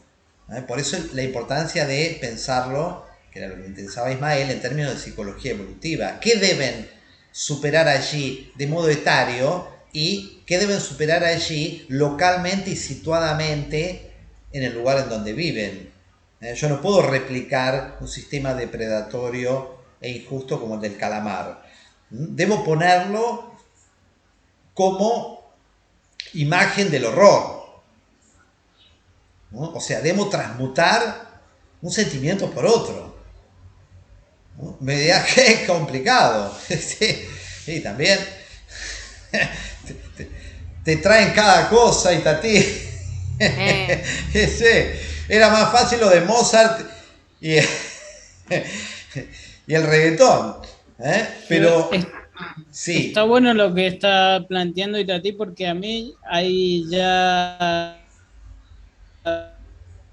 más o menos 3 que es lo mismo. Todos los niños vienen con el juego del calamar, que el profe juega el juego del calamar, y uno se queda, bueno, a ver, yo más o menos conozco de qué me hablan, pero yo los dejo que ellos me cuenten qué es lo que pasa en el juego, cómo se juega, y para que también para que ellos se puedan expresar y a ver por qué les interesa tanto, pero todavía no resuelvo cómo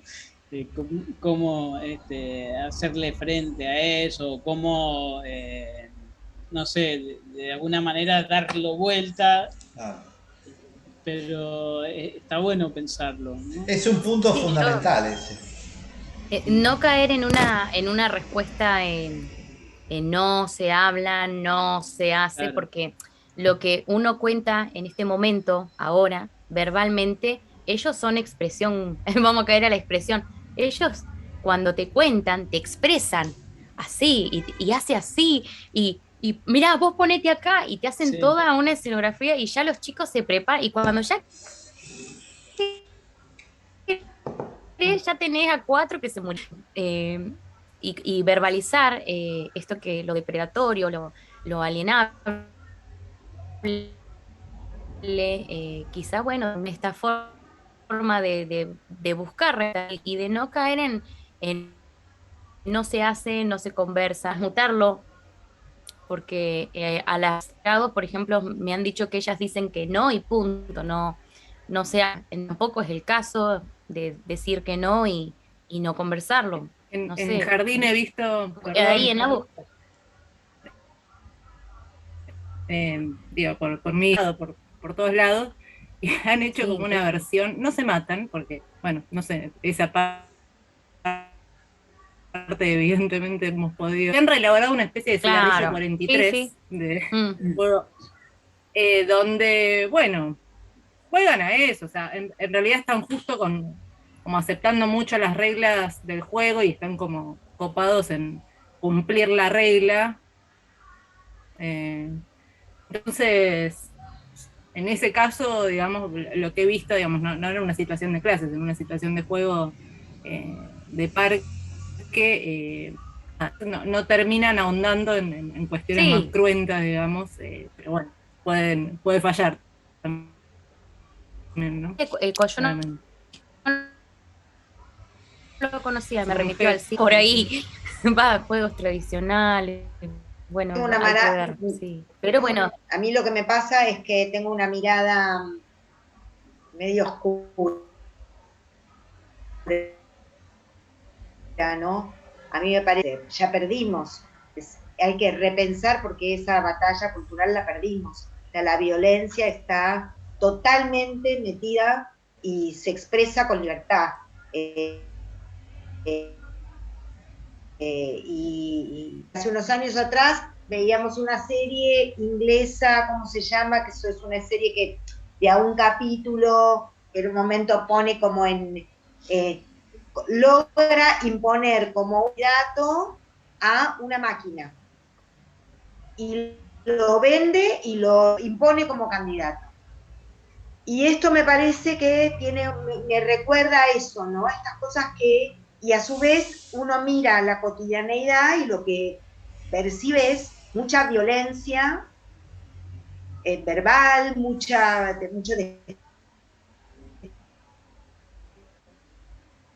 desprecio, mucha violencia, y el juego del calamar, yo vi un solo capítulo porque la verdad que después no lo pude seguir, no me enganché. Pero lo fuerte, que el fracaso aparece ahí, pierde porque es un fracasado. Están ahí porque son los fracasados. Sí, ese es el problema, que esto replica y Darle la naturaliza. vuelta. Replica y naturaliza un sistema que queremos cambiar. Entonces, ¿qué tenemos que hacer? Tenemos que transparentarlo, ¿no? Tenemos que hacer que las niñas comprendan las consecuencias de eso y que hay intenciones atrás de eso, por más que sean de inicial. O sea, porque si lo reprimimos también lo naturalizamos, y reprimir genera el deseo, por lo tanto es la peor de las estrategias. Pero ¿cómo lo traemos para ponerlo en objeto de un análisis crítico, y cómo tenemos que hacer para develar su esencial crueldad, egoísmo y espíritu depredatorio? Eso es lo que tenemos que mostrar, con la crudeza, y ese es nuestro lugar. Es un feo lugar, porque tenemos que mostrar lo feo del mundo, pero están trayendo la replicación de lo feo del mundo, de lo injusto del mundo, de la miseria humana, lo están trayendo con alegría y con inocencia. Entonces, es necesaria una operación crítica sobre eso. Igual a veces, perdón, ya, medio digresión, pero respecto a la violencia,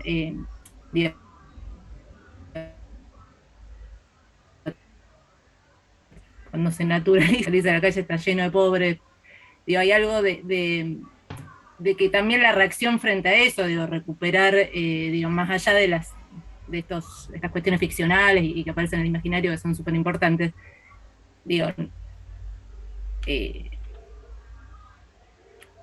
generar, digamos, llevar eso también a la clase, digamos, generar que eso también es violencia, digamos, una violencia económica, violencia, y eso está en el cotidiano concreto de los pibes todo el tiempo, porque si no se tiran mucho la pelota, a veces siento con eso, como bueno, eso es la violencia y lo otro no, y salir a la calle que esté lleno de gente tirada, morfando de la basura, de mi propia basura que salgo, no pasa nada, y con eso podemos hacer nuestra clase de arte tranquilos y somos todos felices. Claro. No sé, lo digo también como autocrítica mía, Sí, como reflexión. Como que a veces digo, ¿qué sucede en relación a la violencia? O sea, es violento eso y es violento el sistema en sí mismo, digamos, aparte de la elaboración ficcional que puede haber, digamos. Sí, no se Por puede. eso creo que Sí. es una batalla perdida, que tenemos que lo que está adelante es muy intenso, muy claro también, y que se está comiendo todo. Sí, pero Marcela, hasta San Martín perdió batallas. Lo importante es no perder la guerra. Entonces, no importa, no importa. El sistema va para un lado, o un conjunto cultural enorme va para un lado y uno va para el otro. Y ya estamos jugados en esa dirección. O sea que no, tampoco tenemos muchas opciones que no sean intentar revertir, desnaturalizando críticamente este tipo de modelos sociales. El desarrollo de la conciencia es también el desarrollo de la capacidad artística, es una forma del desarrollo de la conciencia. Capacidad artística, de hecho, vamos a decir, el arte es una ideología es un modo de pensar el mundo y de organizarlo, para transformar los sentimientos, para todo lo que hemos dicho. Entonces, nosotros estamos llamados a ese trabajo aún sabiendo que vamos a morir, o que hemos perdido la guerra, como vos lo planteás. En ese sentido, digamos, es como la muerte. Y Dolina lo dice muy claramente, uno puede aceptar la muerte o no. Yo tomo una posición beligerante ante la muerte, dice Dolina, se lo nota porque se opera todo el tiempo, se tiñe el pelo, ¿no? Pero una cuestión es saber hacia dónde va el movimiento, y otra cuestión es tener muy claro hacia dónde va uno, que es lo único que podría evitar que el movimiento vaya hacia allá, llegando a una masa crítica, llegando a un momento, porque los movimientos van y vienen, digo, ¿no? Nosotros hemos naturalizado que vivimos en el capitalismo, y que todo va a ser así, pero nosotros podemos generar espacios en donde las leyes son otras. Y ese espacio es el aula, ¿no? Si nosotros replicamos la meritocracia junto con son todos iguales para mí, o sea, no ser equitativo, si nosotros reproducimos eso en el aula, o nos reímos del calamar, o decimos no, el calamar acá no, estamos trabajando para el movimiento devorador, vamos a decirle. Entonces, es complicado, Itatí, pero tenemos que transformar también eso. Usar esa música poniéndole otro contenido. La misma música con otra dirección. Piensen, le podría uno decir a los estudiantes, bueno, son muy pequeños los tuyos, piensen qué orientaciones humanas, artísticas, sociales y justas podrían decirse a partir de esta canción. O sea, se llama el robo del pertrecho del enemigo, se llama en la guerra esto. Usar el pertrecho del enemigo para tirar para el lado que uno quiere.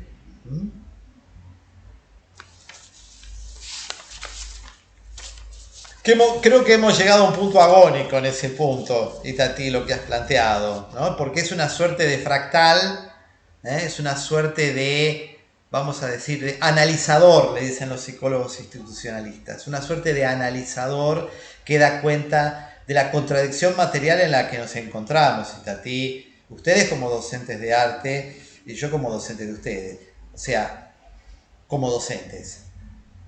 Una situación que va para el otro lado. No estamos en un buen momento, pero tenemos poderosos ideales que amamos, y nos vamos a dormir tranquilos sabiendo que vamos a hacer mierda al calamar lo más posible. Cuanto más lo caguemos al calamar, mejor nos vamos. Y los niños no le gusta. Ahora entendí, profe, por qué no le gustaba lo del calamar. Y por ahí te agarren, viste, años después, Itatí. Ahora entiendo, profe, por qué se enojó con lo del calamar. Viste, no tiene por qué ser ahora. Uno puede dejar allí una semilla de resistencia. Ojo, esto es muy malo para el mundo y para el futuro y para tus hijos y los que vendrán luego. Aunque suene muy lindo. Es un momento difícil. Pero bueno, ustedes en el campo del arte tienen grandes posibilidades porque hay cosas que no ocurren en matemáticas y en lengua con prácticas del lenguaje ahora. Ustedes tienen rango de movimiento, ustedes tienen cintura para la gambeta. ¿Qué estás enseñando? ¿Viste? O sea, Es muy difícil para la profesora de matemáticas que sus estudiantes, en vez de aprender matemáticas, aprendan a matematizar el mundo para transformarlo y hacerlo un mundo mejor. Es muy difícil. Pero ustedes justamente están trabajando con esa capacidad de, a partir de los insumos existenciales, a partir de mi vida, reorganizarlo de un modo diferente, para concebir un mundo mejor y plasmarlo en la realidad. Ustedes están en ventaja. Y en ese sentido, tenés más posibilidades, Itatí, que si le llevan el calamar a la profesora de matemáticas. Vos realmente podés hacer cosas con eso. Y ella no puede hacer nada. Prácticamente nada.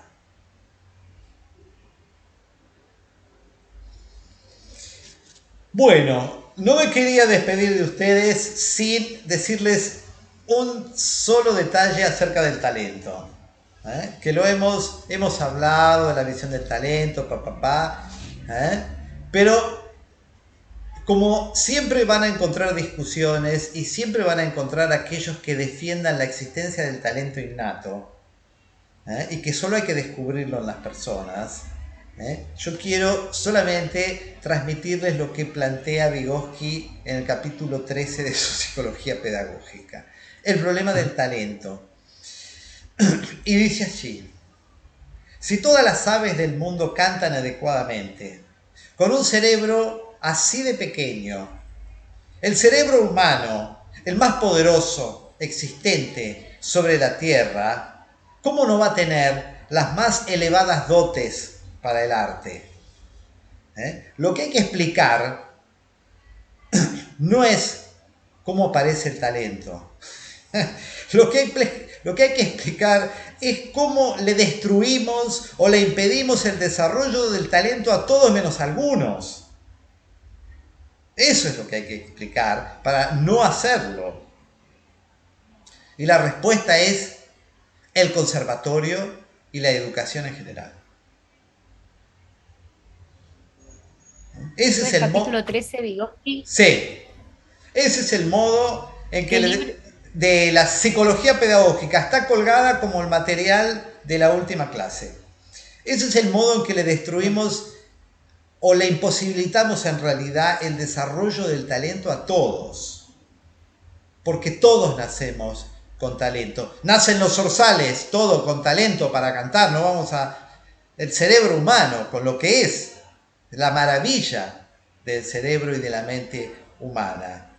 Entonces, y con esto termino, las dotes deben ser concebidas como tarea de la educación, no como un hecho o una condición de partida, sino como un punto de llegada, como algo que debe ser desarrollado a partir de las dotes naturales que tenemos por ser homínidos. Porque muchas veces falta un buen argumento en contra del innatismo. Y tenemos un argumento antropológico muy poderoso para la idea apoyada por gente muy importante, y en ese sentido que cometen una acción subversiva, como Howard Gardner, que dice que el talento es una condición sine qua non en la actividad artística. Hay que decir la verdad, y no tener falacias de autoridad, falacias ad hominem, como la que plantea Gardner, que uno le cree porque es Gardner, nada más. Porque su argumento es: todos sabemos que está fuera de duda que... Eso no son argumentos. El argumento material, concreto y científico es el siguiente: para que haya una capacidad innata para las artes, se debe seleccionar darwinianamente un genoma, y eso ocurre en millones de años, mínimamente en cientos de miles de años, y la actividad artística no tiene ese tiempo. La actividad artística para algunos tiene 40.000 años, para otros tiene 12.000, para otros tiene menos.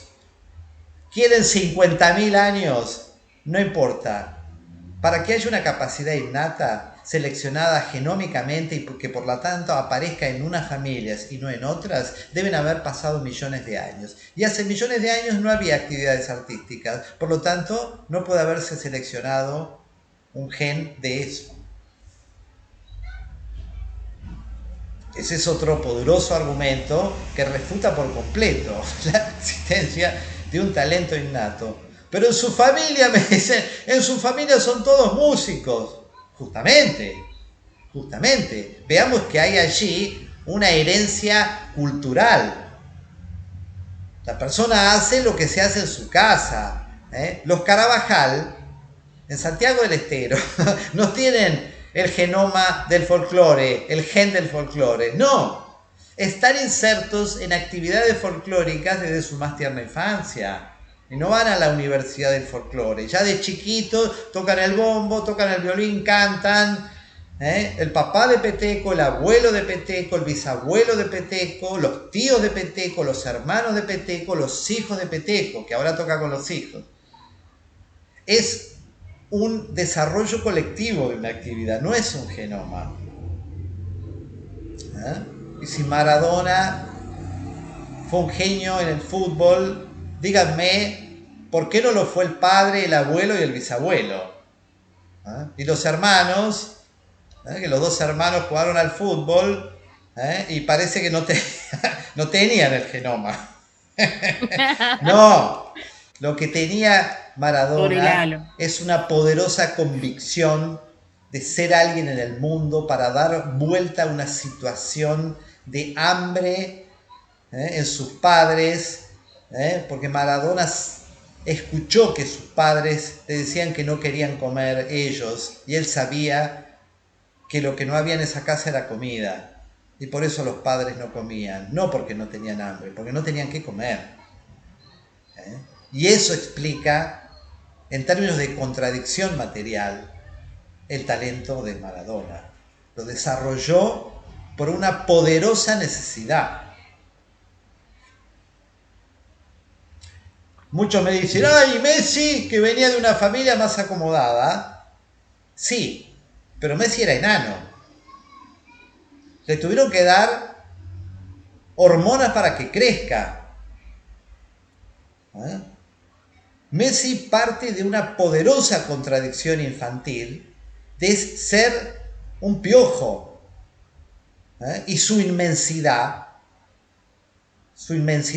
la magnitud de jugador que es, solo se explica por la pequeñez en su infancia. Eso motiva realmente haber hecho lo que hizo. Así que bueno, esta es una apología, como se habrán dado cuenta, en contra de un argumento totalmente irracional acerca del innatismo en el tema de las artes, suponiendo que el fútbol es un arte.